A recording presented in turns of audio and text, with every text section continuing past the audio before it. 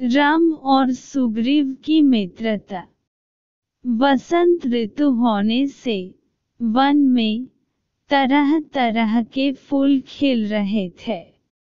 उन पर भौरे मंडर रहे थे। आम पर कोयल कूकती थी। वन में मोर नचते थे और सरोवरों में कमल खिले थे। सीत के न रहने पर राम को वन की यह शोभा बड़ दुख दे रही थी।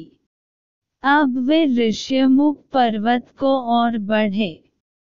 ऋष्यमुख पर्वत पर से सुग्रीव ने देख कि दो धनुर्धर वीर पर्वत की ओर चलते आ रहे हैं। उसको शंक हुई कि कहीं बलि ही ने तो उन्हें नहीं भेजा। बलि उसका बड़ा भाई था और उसे मार डालना चाहता है।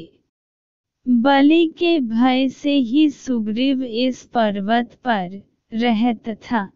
मतंग ऋषि के शाप के कारण वह ऋष्यमुख पर्वत पर नहीं आता था। सुग्रीव घबराया। फिर कुछ सोच समझकर उसने हनुमान से पता लगने के लिए कहा। हनुमान की बुद्धि और उनके बल पर सुग्रीव को बड़ा भरोसा था। भेष बदलकर हनुमान राम लक्ष्मण के पास गए। उन्होंने शिष्टता के साथ प्रणाम किया और संस्कृत भाषा में बातचीत की। रामचंद्र जी से उन्होंने पूछा, आप इस वन में क्यों घूम रहे हैं? नर वेश में कोई दैवत है या कहीं के राजकुमार हैं? अगर राजकुमार हैं तो मुनियों का सब भेष क्यों बन रखा है? मैं पवन का पुत्र हनुमान हूँ और पंपपुर के राजा बलि के छोटे भाई सुग्रीव का सेवक हूँ। सुग्रीव बड़े धर्मात्मा और बुद्धिमान हैं। उन्होंने मुझे यहाँ भेजा है। आपसे मिलकर उन्हें बड़ी प्रसन्नता होगी।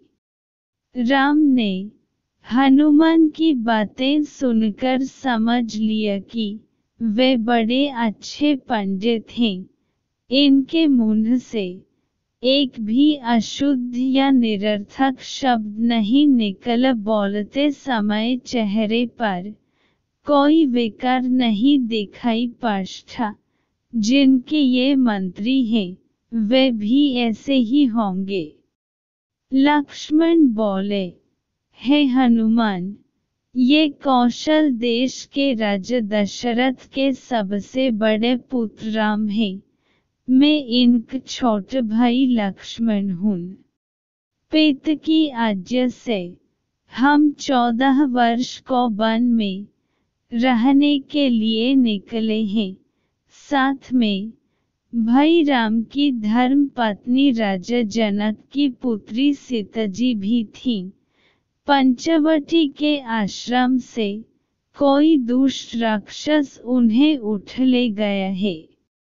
उन्हीं को हम खोज रहे हैं। कबंध ने सुग्रीव की प्रशंसा की थी। उनकी सहायता मिल जाए तो कम बने। हनुमान ने समझ लिया कि राम और सुग्रीव दोनों की दशा समान है। दोनों को एक दूसरे की मदद चाहिए, इसलिए दोनों में मित्रता हो सकती है।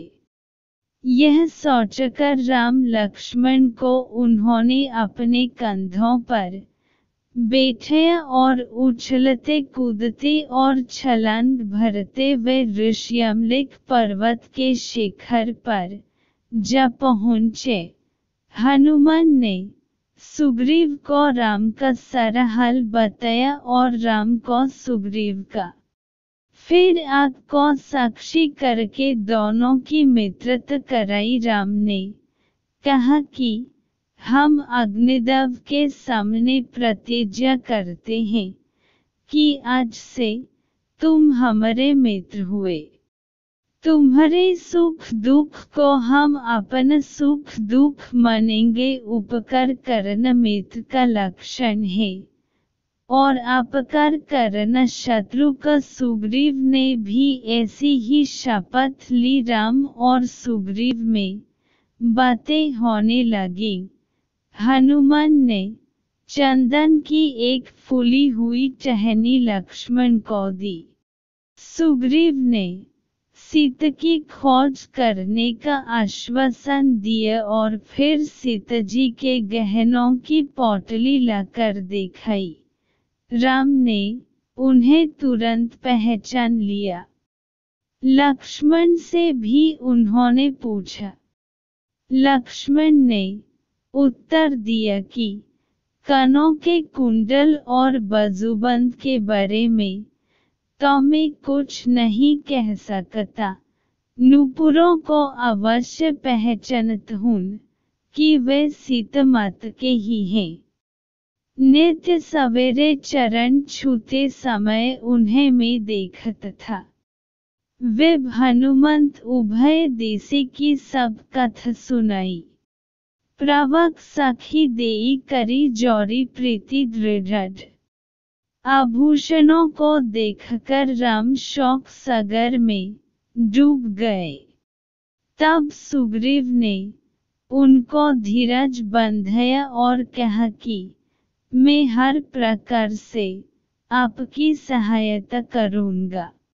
सीता जी अवश्य मिलेंगी। विपत्ति में सहायता देने वाला सच्चा मित्र होता है। मित्रता करना सहज है पर उसे निभाना कठिन है। तब राम ने सुग्रीव से अपना हाल बताने के लिए कहा। सुग्रीव ने कहा, किष्किंधा का राजा महाबलवान बलि मेरा बड़ा भाई है। उसने मुझे राज्य से निकाल दिया है। मेरी स्त्री छीन ली है। मेरा वध करने की वह बराबर चेष्टा कर रहा है। उससे बचने के लिए मैं पृथ्वी का कौन कौन छान डाला।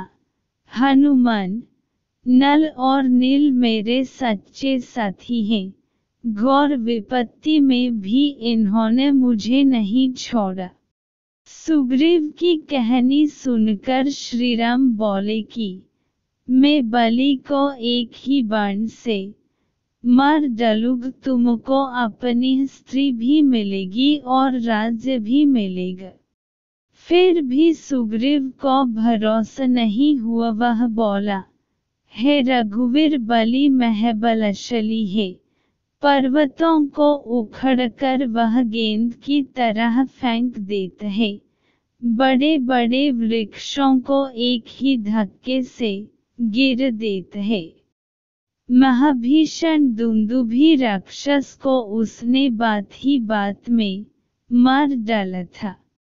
सामने खड़े 7 शल के वृक्षों को बलि एक साथ झकझोर कर पात पात गिर देता था।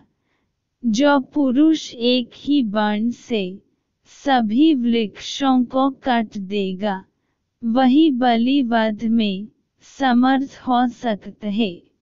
राम ने एक दिव्य बाण द्वारा 7 शल वृक्षों को काट गिराया। सुग्रीव चकित हो गया और हाथ जोड़कर बोला कि आपके हाथों बलि मारा जा सकता है। मुझे आपके बल पर भरोसा हो गया। राम ने कहा, अब देर मत करो, चलकर बलि को युद्ध के लिए ललकारो। मैं पेड़ों की आड़ में छिपकर तुम्हारा युद्ध देखूंगा और अवसर पाते ही बलि पर बाण छोड़ दूंगा।